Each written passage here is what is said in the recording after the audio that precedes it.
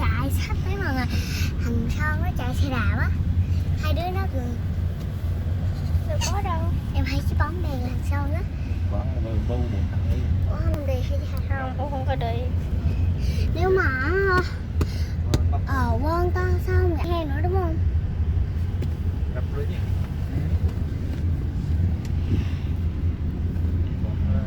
Có từ lớn rồi. Chắc là có. Nó đuổi ở ngoài sông Lăng kìa. Hello mọi người nha.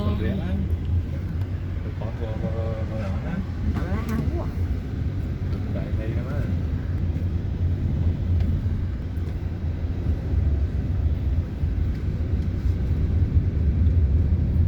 Bố lên nhau bạn nó thả với chứ mà chớ có. Đừng mà cho mình chân sau có.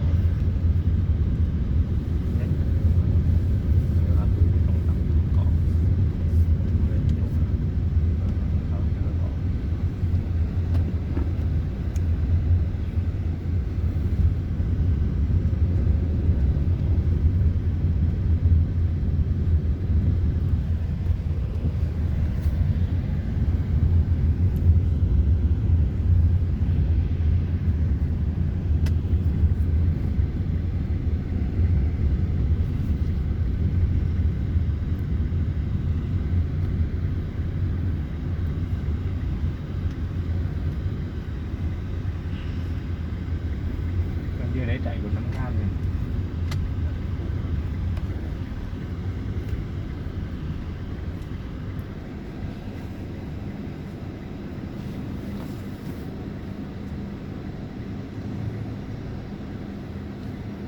Ngồi xuống đây ngồi.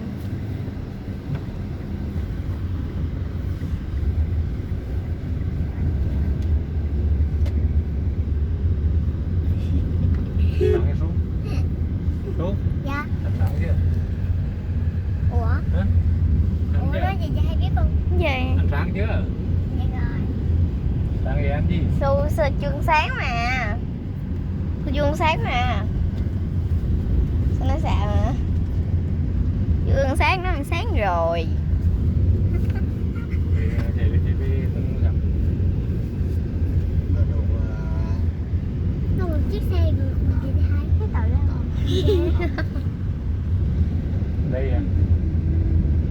Đây tặng mình mấy Nó hai ba chiếc xe gì rồi kệ nhìn sao lên kìa. Cắn cái mức thôi, cái đồ là đồ đây nằm được nữa không? ừ? Được nữa chứ.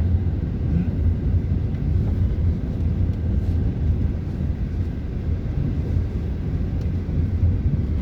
Mình định Kỹ. định cấy 250 cây. Hai. Anh em.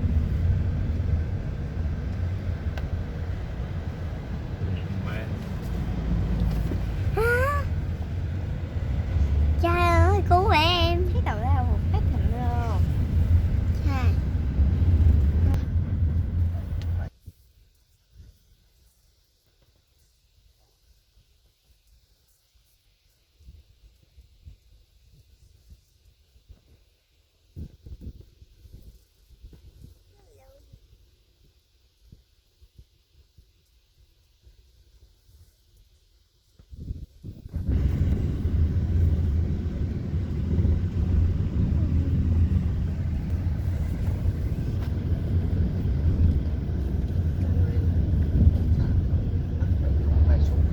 Mọi người ơi chờ chút xíu nha. Thế nào? Không lại xuống đây. Mọi người ơi chờ chút xíu đây mình đi mua đồ. Muốn nói. Muốn nó từ. Không mua vậy đấy. Mọi Mình lâu tao thì mình giàu rồi chứ. mọi người ơi chờ chút xíu nha để mình đi mua đồ cái.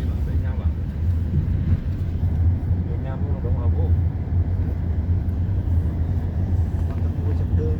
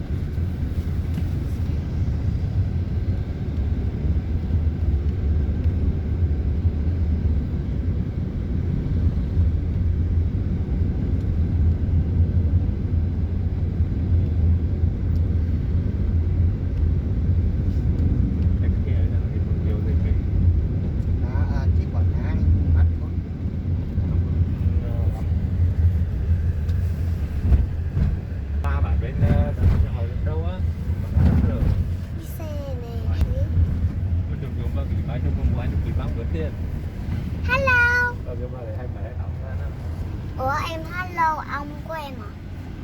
Tàu lao mía nào. Con sữa bò chó em nói luôn đó. Ủa nhưng mà tính các âm nhau đâu có la, người ta đâu có nghe được đâu. Dạ hai quay cái đó luôn hả? Ngồi đàng hoàng. Thấy không? Ngồi đàng hoàng. Dạ giỏi dùng bóp tụi em như là quả bóng bay bị nổ rồi đó. Vậy đó. Bữa tao chiếc hơi thật cha hệ.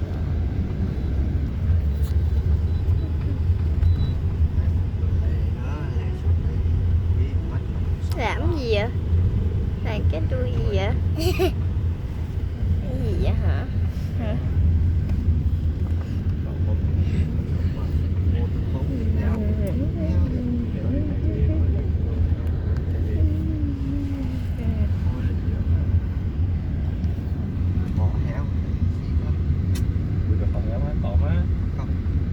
Dạ hay mắt con này của em hâm hâm không? Có không?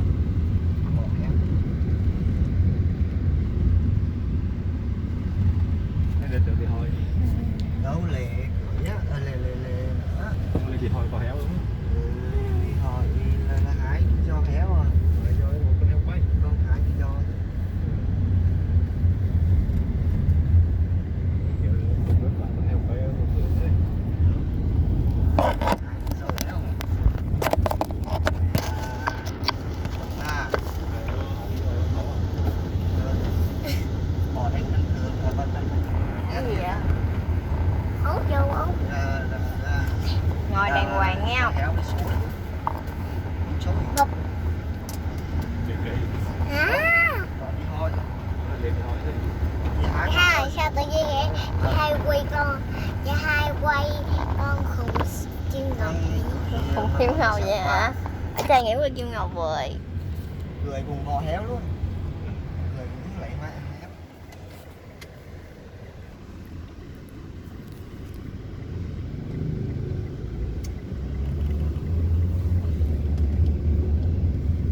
Quả như là chú thế. Đâu đâu xe là kém chỉ như là chuyện là lại kém hay héo đó. Quế ra.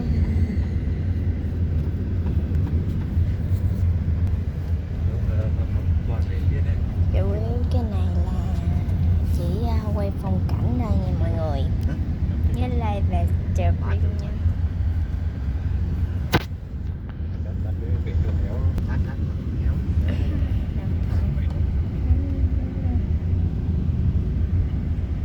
Héo mất hiện chung mình.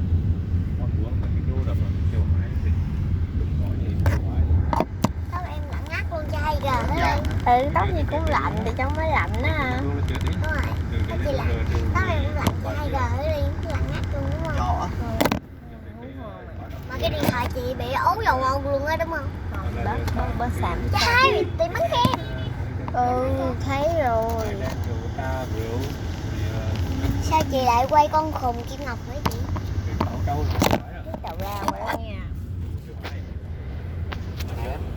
Em mới chào đó. Em mới chào về cái giới thiệu đó.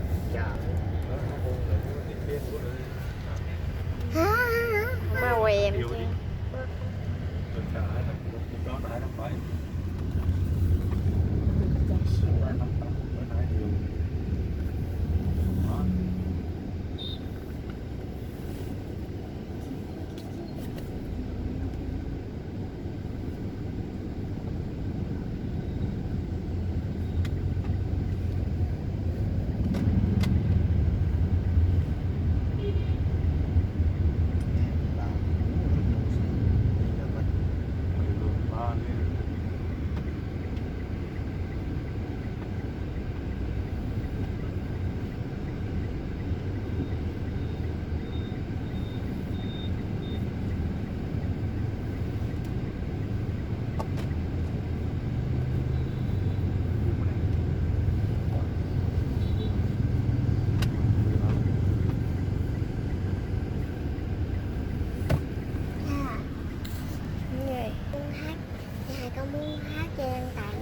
Không, thấy tự làm thấy Kề như thú.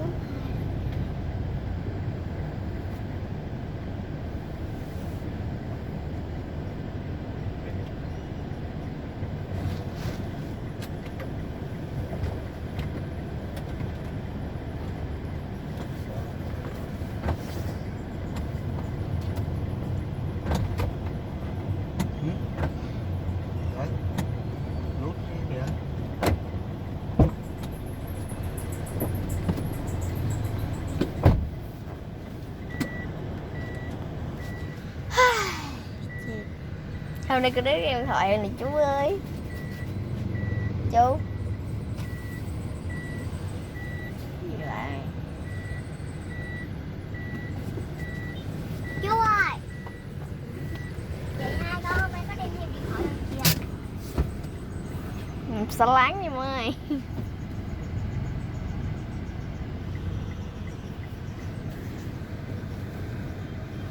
Chị có muốn mở cái này không? Mở cái cửa sổ. Đây mở ra được này. Đó thấy chưa? Mở ra được nè. Ngồi trong cái mát. Ôi. Ra ngoài nó nóng lắm. Kéo kính lên. Dạ đâu rồi. Kéo lên đi. Không có được. Đèn xuống không à. Em biết. Để em làm cho. Ê bớt quậy. Cái đó chú kéo là nè. Ngồi trong cái mát đi. Ngoài nắng lắm. Chú đừng có kéo giật con nha. Mọi người ơi. Đó, cái rồi đó. Chú đâu có kéo giùm em đâu. Chú kéo ra đúng vô. Chú ơi.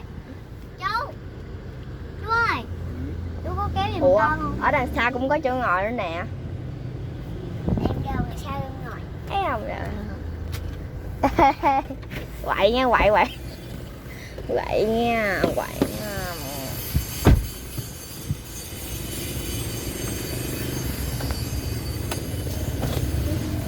À, mọi người ơi thầy gặp. Cho hãy quay cho mọi người xem đi. Ơi đóng lại. Bộ đóng được hả? Đúng. Đủ. Rồi đây chị đóng nữa.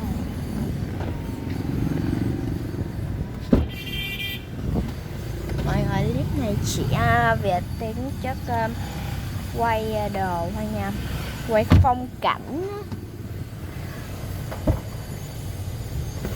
Đây làm bơn cho hai đi. Thôi để gì cho mát.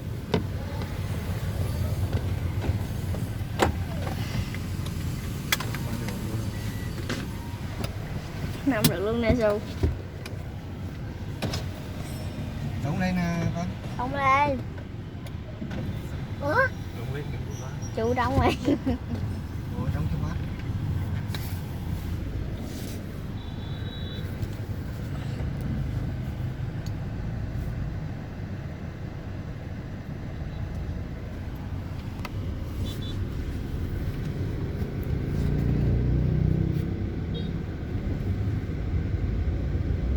Đây có một cái xe người gì chị ạ?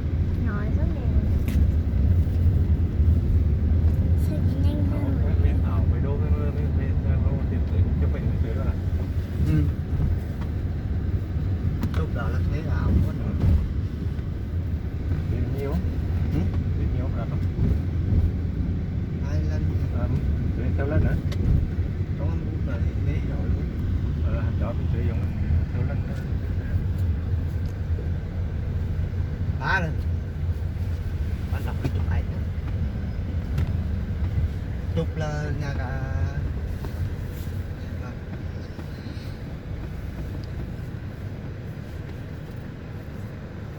Nhà cả mà chụp là nếu mà thế đó thì chụp đó thì là thôi cần thì nếu mà làm ở nếu mà ở trên á Để chụp cái đấy.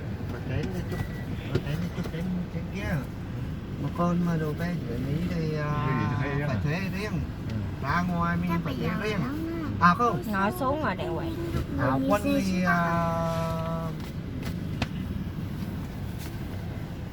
áo quân chủ về thì mượn được con dấu mang được mang đi theo trang điểm luôn theo ý là thuê trang điểm á. Ừ? Nhau từ thuế đó. Đây ngoài mình Su quậy quậy Su. Em xin cái chị. đây ngoài mình em Đâu ra có mùa dọn đây cũng thấy được. Muốn gì chị mua đúng không? Vừa có Thấy tợ la sờ bùm. Sao lại tợ lại sợ.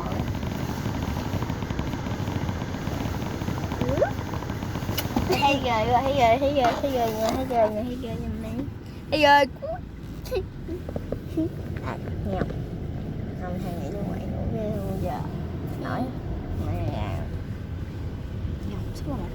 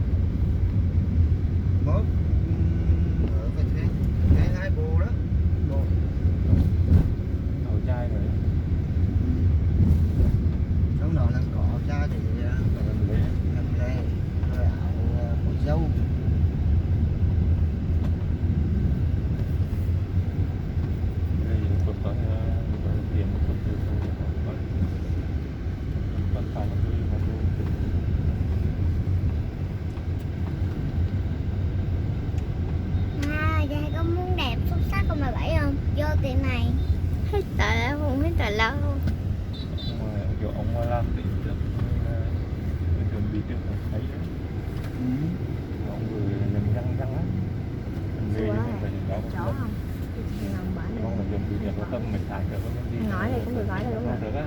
thì mình làm Cái đợi thì đợi. Khỏi chút xíu chừng nào tới nhà đi rồi hả đó. Thì đợi đi. Không. Đi. Nhông. Được rồi, ở trong đây nữa. Đi đến rồi đó. Nhông. Được. Không ngủ tiếp đấy. Ừ? Không ngủ tiếp đấy. Ở đâu? Đến lúc nãy bảo thì thôi, hai người đừng bảo thì mời bạn bè bảo thì chơi khỏi người nhà vô khỏi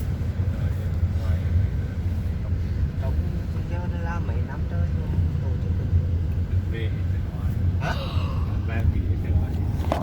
Sao nha, nghỉ lại con lại bao nhiêu lần đây Người là vậy nói chung là được tan Chợ là số chợ ga chợ bán dâu chợ bán bao nhiêu bao